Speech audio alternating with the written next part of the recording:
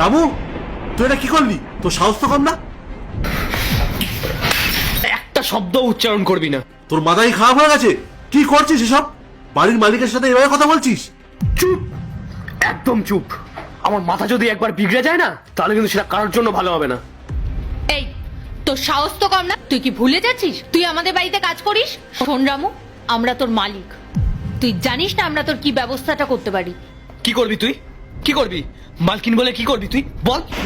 ঠিক করে কথা বল। পূজা, আমার মনে হয় ওর মাথাটা খারাপ হয়ে গেছে। তুমি ওর সাথে কোনো কথা বলো না। রামু, তুই ওকে ছাড়, আমার সাথে কথা বল। আমি তোকে শান্ত মাথায় জিজ্ঞেস করছি, তুই আগে এটা বল, তুই এই কাপগুলো কেন ভাঙলি? আপনি জানেন না এই মহিলা আমার সাথে কি করেছে? জিজ্ঞেস করুন ওকে, জিজ্ঞেস করুন।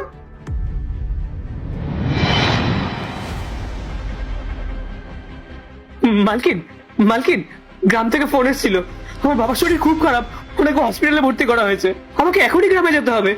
আমার 50,000 টাকা আর 2 সপ্তাহের জন্য ছুটি লাগবে। 50,000 টাকা লাগবে? তোর কি মাথা খারাপ হয়ে গেছে? তোর মাইনে 8,000 টাকা, তুই আমার থেকে 50,000 টাকা চাইছিস? আর তোর কি মনে হয় আমার বাড়িতে কি টাকার গাছ লাগানো আছে সেখান থেকে আমি পেরে এনে তোকে দিয়ে দেবো? তুই যদি গ্রামে চলে যাস তাহলে এবারের কাজগুলো কে করবে? আর তুই কি ভাবলি আমি নিজের লস করে তোকে ছুটি দিয়ে দেবো? শোন, কোনো ছুটি টাকা কিচ্ছু পাবি না, যা গিয়ে কাজ কর। মালকিন, এসব আপনি কি বলছেন? বাবার অবস্থা খুব খারাপ, যে কোনো সময় যা কিছু হয়ে যেতে পারে। আপনি এখন টাকার হিসাব করছেন? আমি এত বছর ধরে এই বাড়িতে কাজ করছি, আপনাদেরকে আমার পরিবারের মতন ভেবেছি।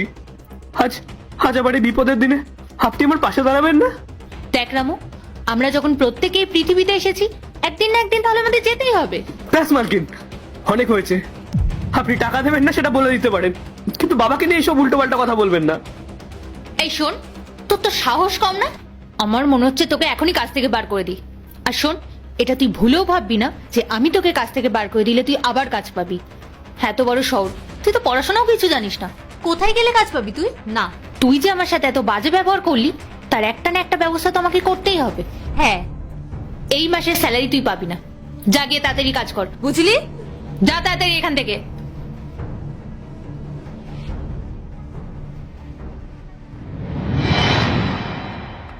আরে রামু, তুই পাগল হয়ে গেছিস?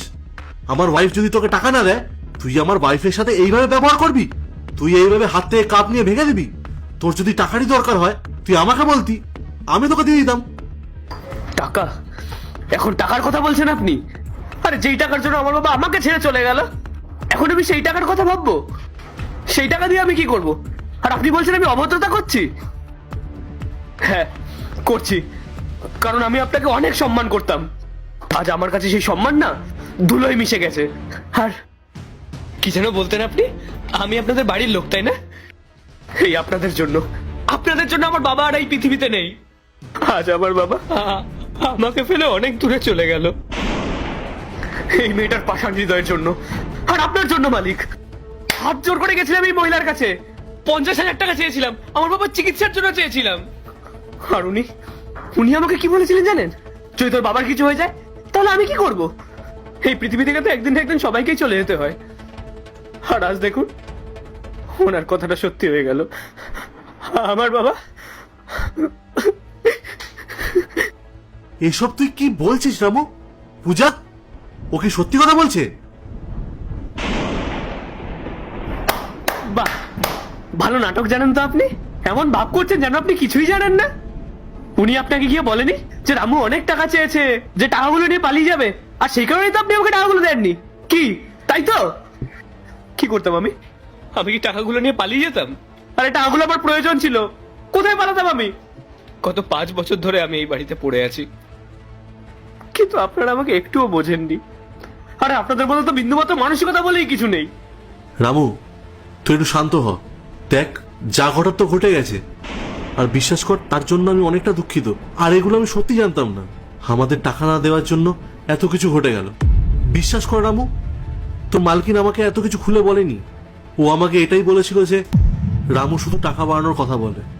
আর আমি ওর কথায় সাই দিয়ে বলেছিলাম চাকরদের অত মাথায় তোলার দরকার নেই, যা মাইনে পায় সেটাই যথেষ্ট। কিন্তু আজ বুঝতে পারলাম, সত্যি রামু, তোর বাবার জীবনের সামনে আমাদের ইগো আর টাকা কত কম ছিল। আমাদের অনেক বড় ভুল হয়ে গেছে রামু।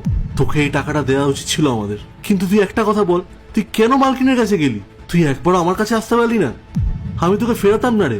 রামু, যা হয়ে গেছে সেটা তো পাল্টানো আমার ক্ষমতা নেই। তোর বাবাকে তো আর ফিরিয়ে আনতে পারবো না আমি।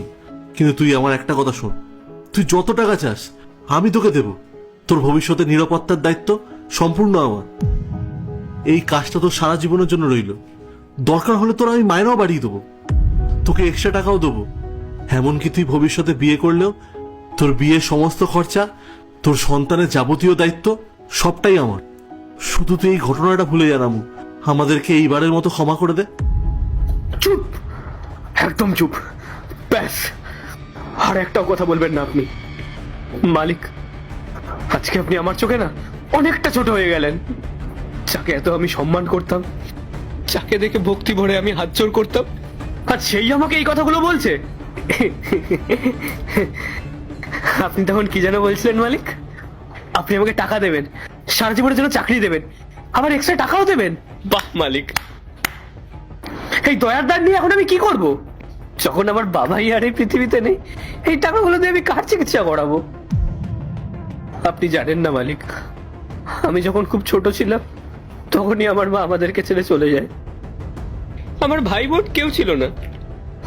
আমার নিজের বলতে একমাত্র আমার বাবাই ছিল।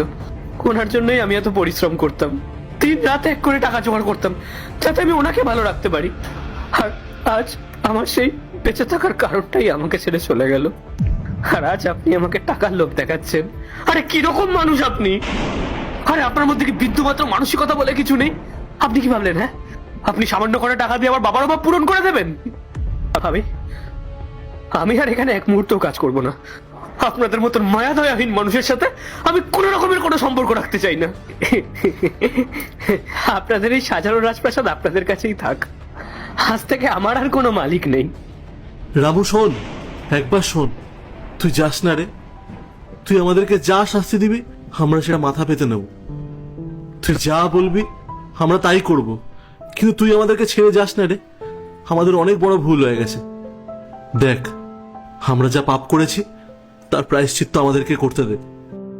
তোর বাবার জন্য আজ আমাদের বুকে হাহাকার হচ্ছে রে। কিন্তু আমি কি করতে পারি? সেই মানুষটা তো আর ফিরে আসবে না। শুধু আমাদেরকে ক্ষমা করার জন্য একটা সুযোগ দে। হ্যাঁ, কি বললেন আপনি? এখন আমি আপনাদেরকে শাস্তি দেব? আরে আমি যদি এখন পুলিশের কাছে গিয়ে কমপ্লেন করি আপনাদের নামে, তাহলে হয়তো আপনারা জেলে যাবেন। কিন্তু তার জন্য কি আমার বাবা ফিরে আসবে? বলুন, যদি আমার বাবা ফিরে আসে তাহলে ফিরিয়ে দিন আমার বাবাকে। পারবেন না তো? ঠিক আছে, বাদ দিন। আমি আপনাদের কাছে হাত জোড় করে ক্ষমা চেয়ে নিচ্ছি। আমি তো অশিক্ষিত, তাই আপনাদেরকে নিজের পরিবারের মতন বলে ভেবেছিলাম। কিন্তু আপনারা আমাকে মানুষ বলেই গণ্য করেন না। তবে আমি এই বাড়ি ছেড়ে চলে যাওয়ার আগে আমি আমার সম্পর্কে শেষ মর্যাদাটুকু দিয়ে যেতে চাই। আমি চলে যাওয়ার পর আমার বদলে যেই আসুক না কেন, সে যদি আপনাদের কাছে এসে টাকা চায়, এসে যদি বলে আমার পরিবারের বিপদ, আমাকে একটু সাহায্য করুন, তাহলে দয়া করে তাকে ফিরিয়ে দেবেন না, টাকাটা দিয়ে দেবেন। আমি তো সহ্য করে নিলাম, কিন্তু সে যদি সহ্য করতে না পারে তাহলে সেও হয়তো তার আপনজনকে হারাবে। ব্যাস, এইটুকুই বলার ছিল। আর মালিক, আপনারা আপনাদের রাজপ্রাসাদে সুখী থাকুন, ভালো থাকুন। আমি আসছি।